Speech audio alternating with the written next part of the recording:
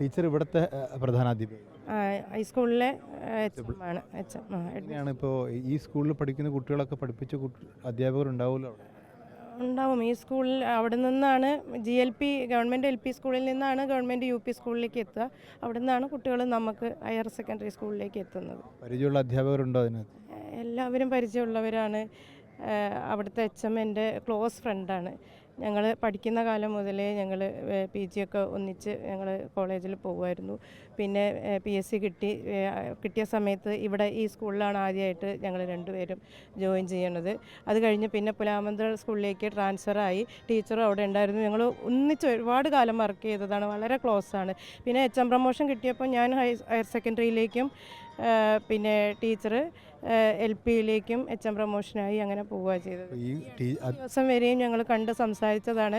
ഞങ്ങളൊരു പ്രായമാണ്. അടുത്ത വർഷം ഞങ്ങൾ രണ്ടുപേരും റിട്ടയർ ചെയ്യേണ്ടവരാണ്. ഇപ്പോൾ പെൻഷൻ പേപ്പറുകളൊക്കെ നമുക്ക് ഒന്നിച്ച് പറഞ്ഞ് ചെയ്യാം എന്നൊക്കെ പറഞ്ഞിരുന്നതാണ്. പിന്നെ അതിൽ ആശ എന്ന് പറയുന്ന ടീച്ചർ എൻ്റെ സ്റ്റുഡൻ്റാണ്, എൻ്റെ കുട്ടിയാണ്, ഞാൻ പഠിപ്പിച്ച കുട്ടിയാണ്. പിന്നെ മറ്റുള്ളവരെല്ലാം നമുക്ക് പരിചയമുണ്ട്. പിന്നെ ഇവിടെ മങ്കട സബ് ജില്ലാ കലോത്സവം നമ്മുടെ സ്കൂളിൽ വെച്ചിട്ടാണ് നടന്നത്.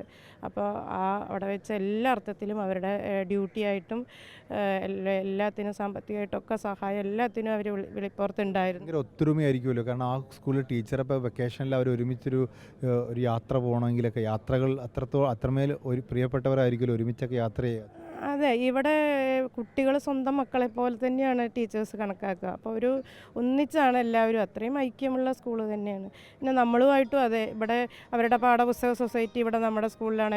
എപ്പോഴും പുസ്തകം വാങ്ങാൻ ഇവിടെ വരും. അങ്ങനെ എപ്പോഴും കാണാറുള്ളതാണ്. എല്ലാവരും നാട്ടുകാരുമാണ്. ഇപ്പോൾ ഈ വാർഡിലുള്ള മജീദ് മാഷും ഭാര്യയൊക്കെ ഉണ്ട്. എല്ലാവരും ഇവിടെ ഉള്ളവർ തന്നെയാണ്. ഇതിൽ അജിത മാത്രമേ കുറച്ച് ദൂരെ പ്ലാമന്തോളേക്കുള്ളൂ. ബാക്കി എല്ലാവരും ഇവിടെ ഉള്ളവർ തന്നെയാണ്.